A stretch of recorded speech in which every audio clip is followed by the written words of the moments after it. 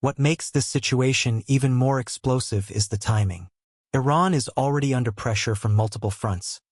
Its economy is collapsing, its currency has lost massive value, and public trust in the leadership is at an all-time low. At the same time, Iran's regional influence is being challenged. In Lebanon, Hezbollah is facing internal criticism. In Iraq, pro-Iran militias are losing popular support. And in Syria, Tehran's long-term military investment is draining resources with little return. Trump understands this weakness. That is why his warning is carefully calculated. He is signaling that any violent crackdown could open the door to international action, not necessarily military, but economic and diplomatic isolation strong enough to suffocate the regime. Inside Iran, protesters know this too. They believe the world is finally watching.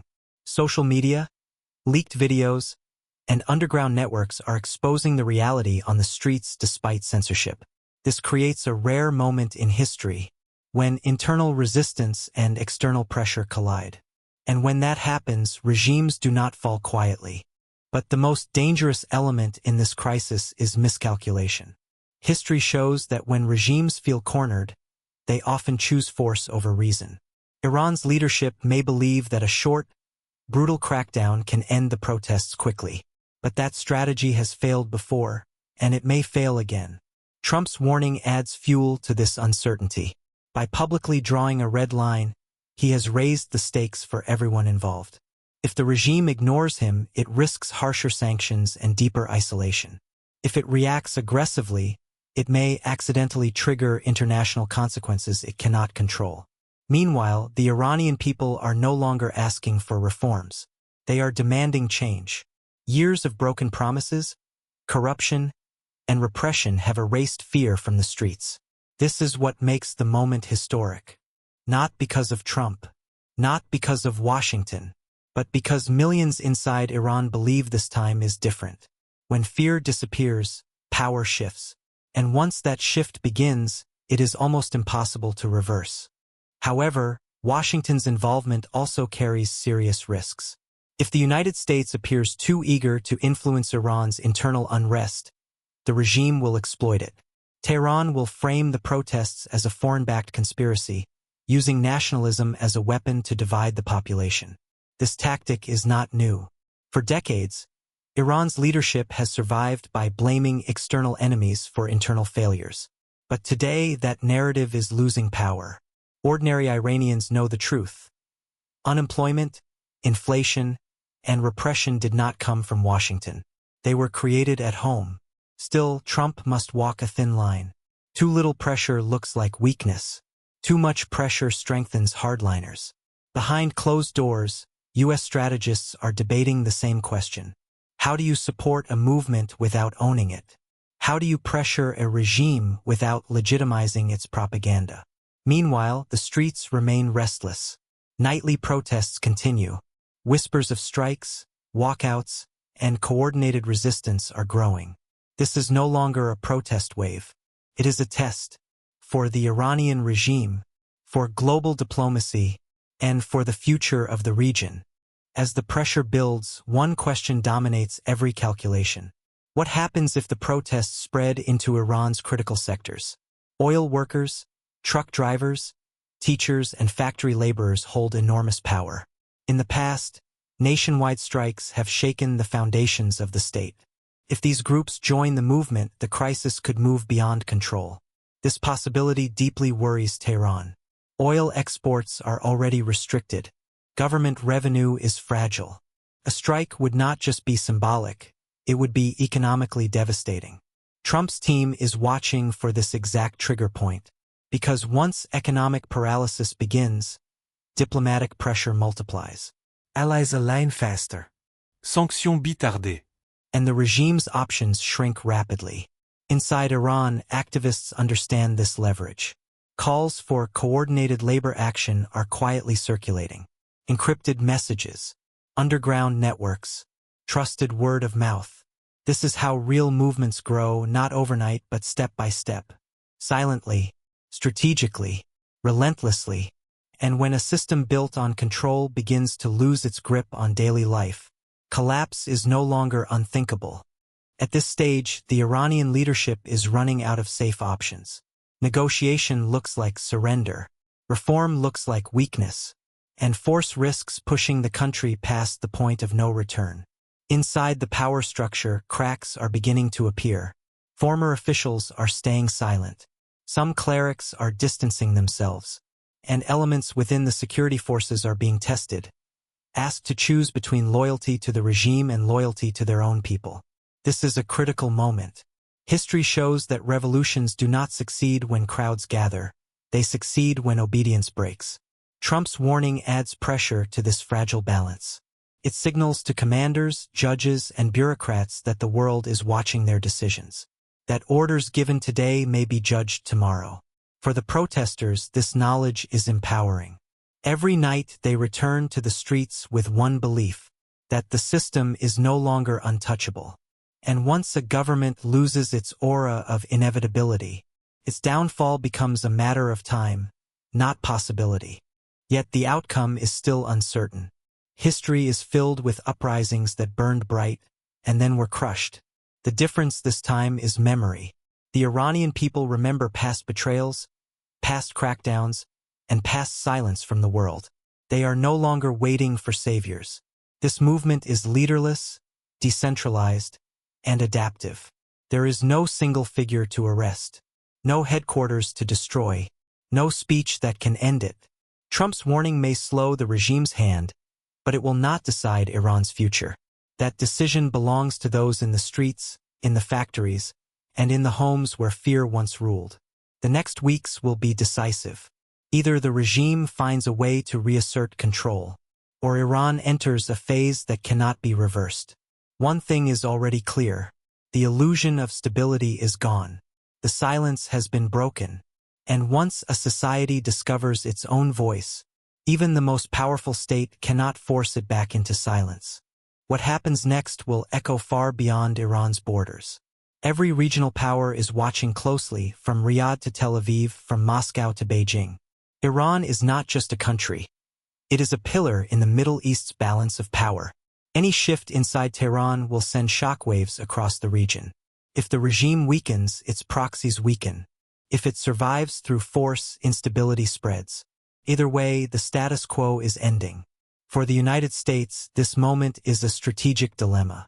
Support the people too openly and risk escalation. Stay silent and risk losing credibility. Trump's warning reflects this tension. It is less a threat and more a signal, a message that lines exist, even in chaos. For Iranians, however, geopolitics is secondary. This is about dignity, identity, and a future that has been delayed for decades. History rarely announces itself clearly, but when it does, it leaves clues. And all the signs suggest that Iran is standing at the edge of irreversible change. What happens next will echo far beyond Iran's borders. Every regional power is watching closely, from Riyadh to Tel Aviv, from Moscow to Beijing. Iran is not just a country. It is a pillar in the Middle East's balance of power. Any shift inside Tehran will send shockwaves across the region. If the regime weakens, its proxies weaken. If it survives through force, instability spreads. Either way, the status quo is ending. For the United States, this moment is a strategic dilemma. Support the people too openly and risk escalation. Stay silent and risk losing credibility. Trump's warning reflects this tension. It is less a threat and more a signal, a message that lines exist, even in chaos. For Iranians, however, geopolitics is secondary. This is about dignity, identity, and a future that has been delayed for decades. History rarely announces itself clearly, but when it does, it leaves clues. And all the signs suggest that Iran is standing at the edge of irreversible change. In moments like this, the world often misunderstands what is really at stake. This is not just a confrontation between Iran and the United States. It is a test of whether modern authoritarian systems can survive in the age of constant visibility. Smartphones have replaced state media. Social networks have replaced official narratives.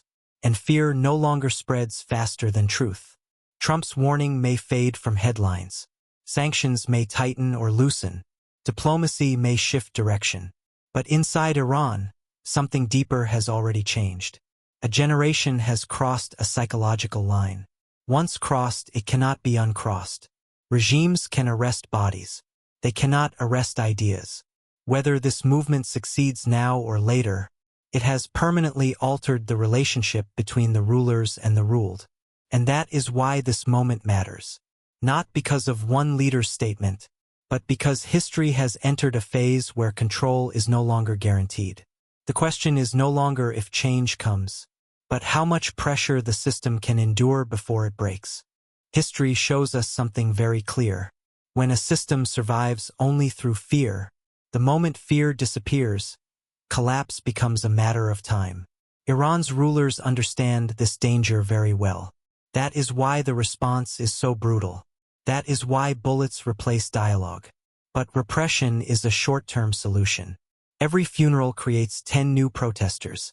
Every arrest turns into a symbol of resistance. The streets are no longer asking for reforms. They are questioning legitimacy itself. This is the most dangerous phase for any regime, because compromise no longer satisfies the people. International pressure may rise. Regional tensions may escalate, but the core battle is internal. It is happening in homes, universities, factories, and marketplaces. A society that has tasted defiance cannot return to silence. The state can delay change, cannot cancel it. And as time passes, the cost of holding power becomes higher than the cost of letting it go. What makes this moment different is not only the scale of the protests, but the depth of desperation behind them. This is no longer about ideology. It is about survival. When families cannot afford bread, when salaries disappear into inflation, and when dignity is stripped away, fear stops working as a control tool. The state can blame foreign enemies, but empty kitchens expose the truth. Economic collapse has a unique power. It unites people who otherwise disagree. Religion, politics, class all become secondary when survival is at stake. That is why these protests refuse to fade. They are fueled by daily reality. A mother choosing between food and medicine does not fear prison. She fears silence more. This is why women stand at the front. They carry the weight of families. They absorb the first impact of crisis. And when they rise, society rises with them. No force can fully suppress. A movement born from hunger, dignity, and the refusal to disappear quietly. The most powerful revolutions do not begin with weapons. They begin with a decision to stop obeying, a decision to stop pretending. In Iran today, that decision is visible everywhere. In the eyes of young girls, in the silence of workers, in the courage of mothers who refuse to mourn quietly. This is not chaos. This is awakening. Authoritarian systems rely on predictability. They need people to behave as expected. But when society becomes unpredictable, control starts slipping through their fingers. That is why the regime looks confused. Threats grow louder. Punishments grow harsher. Because power is being questioned. In the one place it cannot survive without obedience. The streets are no longer afraid of consequences. They are afraid of regret. Regimes fall when people decide that living on their knees is worse than standing, even if standing comes at a cost. And once that choice is made, history moves fast, whether the rulers are ready or not. As this uprising grows, the world can no longer pretend it is only watching. Every major power is calculating risks. Every alliance is quietly choosing sides. Silence is not neutrality anymore. It is a position. History remembers those who spoke late, as clearly as those who spoke wrong. For decades, strategic interests have outweighed human lives. Oil routes mattered more than voices. Stability mattered more than justice. But this moment is exposing that bargain. The images coming out of Iran are forcing governments, media, and institutions to confront an uncomfortable truth. You cannot support freedom selectively. You cannot defend human rights conditionally. When women are beaten for visibility, when hunger becomes a political weapon, the issue is no longer domestic. it becomes moral. The question facing the world is not whether intervention is justified, but whether indifference will be remembered as complicity, because history does not judge power by what it claims, but by what it allows to happen when it has the ability to respond. No matter how this chapter ends, Iran will never return to what it was before. Something irreversible has already happened. Fear has cracked, authority has been questioned, and silence has lost its power. Even if the streets are cleared, the memory will remain. Even if leaders survive, legitimacy will not. History teaches us this lesson again and again. You can rule a nation through force, but you cannot govern it without consent. A generation raised under pressure has learned how to resist it. A generation raised with restrictions has learned how to break them. This is no longer a moment. It is a process. Change may come slowly. It may come painfully, but it will come, because systems built on control cannot survive in a world where people have learned they are stronger together than they ever were alone. The streets may quiet down, but the question will echo forever. Who truly owns the future of a nation? Those who rule it, or those who live in it? In the end, history is not written by slogans or by speeches from palaces and podiums. It is written by ordinary people who refuse to accept an unbearable reality. Iran is standing at that exact crossroads. What we are witnessing is not chaos. It is courage under pressure. It is dignity fighting survival. Empires fall not when they are attacked from outside, but when belief inside them collapses. And belief is collapsing now. You can deploy troops. You can shut down the internet. You can flood prisons. But you cannot erase a collective awakening. The women of Iran have shown something the world cannot ignore. That freedom is not granted. It is taken. Whatever comes next, reform, resistance, or repression, one truth is already settled. The old order has lost its future, and the next chapter belongs to those who were once told to stay silent. History has turned the page, and this time, the voices leading the story are women. If you want to understand the hidden conflicts, power struggles, and turning points shaping our world, subscribe to the Warlogikex channel. We go where the map ends. I'm Charlie. From the Warlogikex team, thank you for watching, and stay tuned.